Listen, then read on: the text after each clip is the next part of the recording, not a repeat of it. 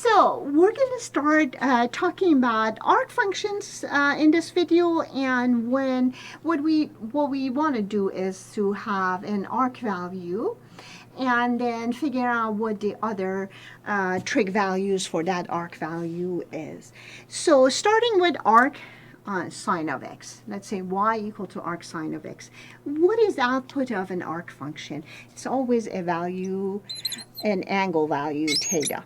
And I said theta, but an output is really y over there. I can either use theta or y, but I have to erase that y and put in theta in there, right? So what is this entire thing is a theta such that sine of this theta is equal to x, or sine of y is equal to x. So let's write it that way, and I have sine of y equal to x, and here's the y. If I want to put it on a triangle, what do I do? This is a right triangle, and let's say an angle is y or theta, whichever you chose. Now, this angle, sine of it is equal to x. What is sine? Sine is opposite over hypotenuse. Easiest triangle I can draw is when the denominator is equal to 1. So I will draw it like that. So x and 1. According to Pythagorean theorem, let me write it on my scratch paper over here. According to Pythagorean theorem, let's say this side, which I show it with a question mark, is going to be question mark to power 2 plus x to power 2 is equal to 1 to power 2. And so I would get that question mark to power 2 is equal to 1 minus x squared. That means that the question mark itself is the square root of that. Okay. So this other trig values for y are going to be what? One of them is cosine. Cosine is the adjacent side over hypotenuse. So cosine of y is going to be square root of 1 minus x squared over 1. Then tangent is the opposite over adjacent. So tan of y is the opposite over adjacent. Then you can compute other values too. And like I can do, let's say, secant or cotangent of y. Cotan y is going to be the adjacent over hypotenuse. And I don't know, secant of y is 1 over cosine, and it's 1 over square root of 1 minus x squared. Okay, so what is important to me are these three values, sort of. And you see why, because I just basically, these are the reciprocals of those three values. So let's ignore these for a bit. And now, all I did, I put this statement, y equal to arc sine of x, on a right triangle. What it made y, and this statement, putting it on the right triangle, made y between, if it's an angle on the right triangle, it would be y between 0 and pi half, right? You can even put less, right? And that would be the first quadrant. Angle y or theta, whichever you're going with, is going to be in the first quadrant. But I know that y, because it's an output of arc sine function, it can happen either in first quadrant or the fourth quadrant. Remember, the range of arc sine is between negative pi half and pi half. So what happens when y is between negative pi half and 0? Okay, so when we are in the fourth quadrant, again, I know that the values of basically, if the sine of y is equal to x, right? I still get these values as basically plus minus these values for the other trig values, basically. And I have to make sure that what they are right now is the right SIGN. It's the right, if it's positive, it's positive. If it's negative, it's supposed to be positive, it's positive already. And if it's supposed to be negative, it's negative. And so let's check. Let's say that y is between negative pi half and 0. Then sine of y is going to be a negative value. So x is going to be a negative value. And here in the fourth quadrant, x is supposed to be a negative value. Sine of an angle is supposed to be a negative value. Then cosine of y, square root of 1 minus x squared, is a positive value. In the fourth quadrant, cosine is supposed to be positive.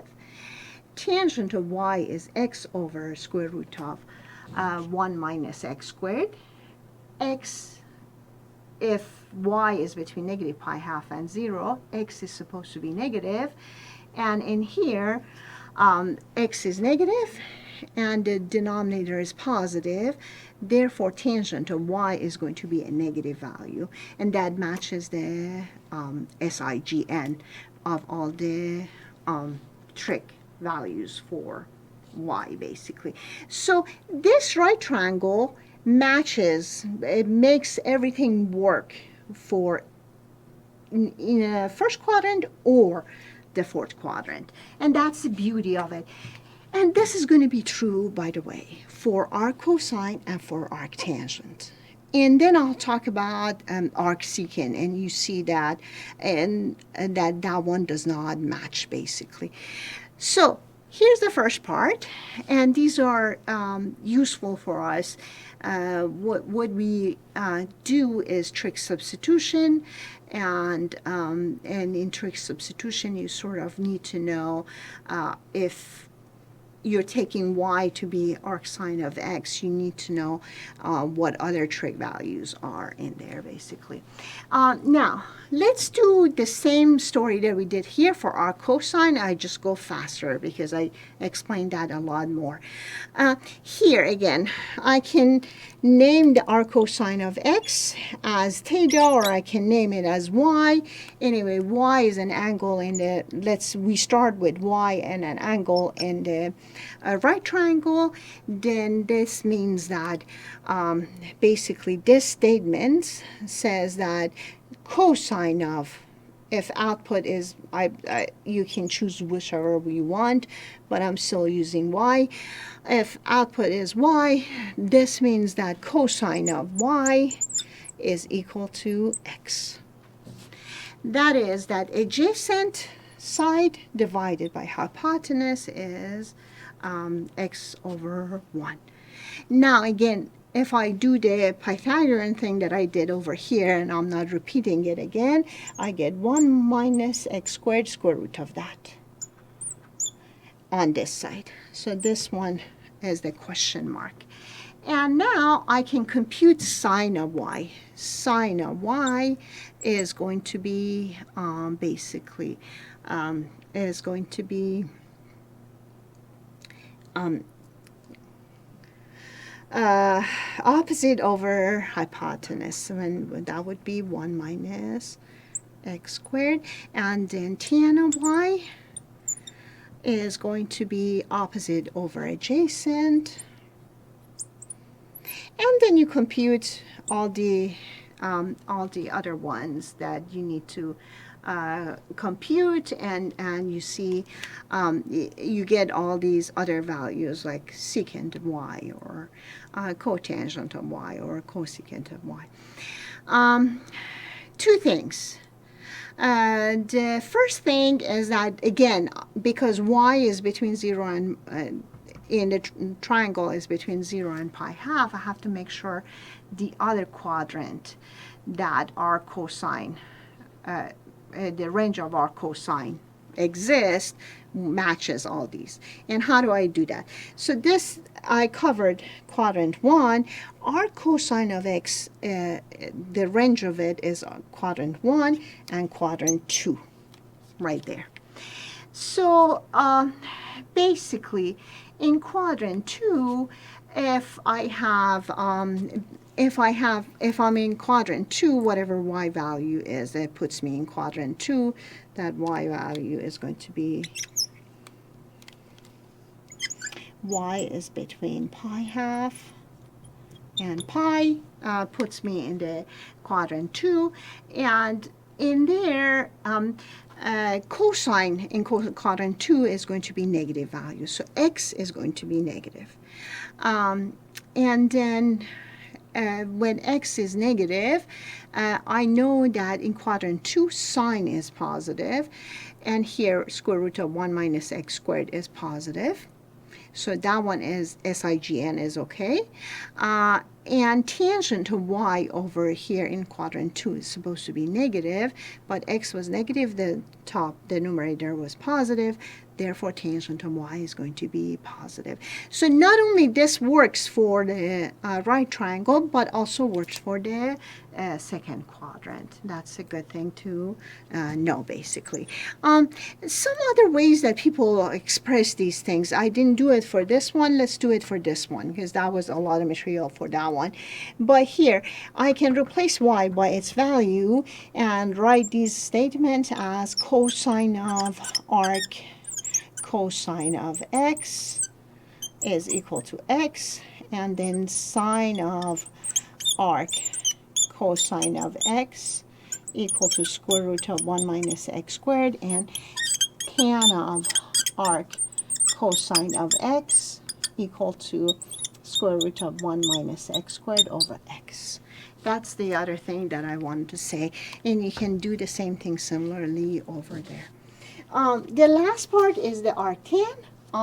For arctan, again, maybe it's time to not use y and use theta this time, huh? So let's do theta. Theta. That means that arctan is, again, the angle theta, and we put the theta in here.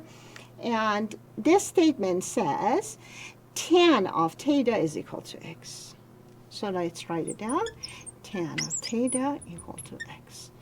Now, what is tan of theta? Tan of theta is opposite over hypotenuse. And I'd like the denominator to be 1. Now, if I do Pythagorean theorem, it would be x squared plus 1 squared. Square root of that is the hypotenuse. So you get this. And then now I can find sine of theta, which is going to be x over hypotenuse. I can find cosine of theta. That would be 1 over the hypotenuse. 1 over 1 plus x squared. And again, this is going to be the first quadrant because we checked that.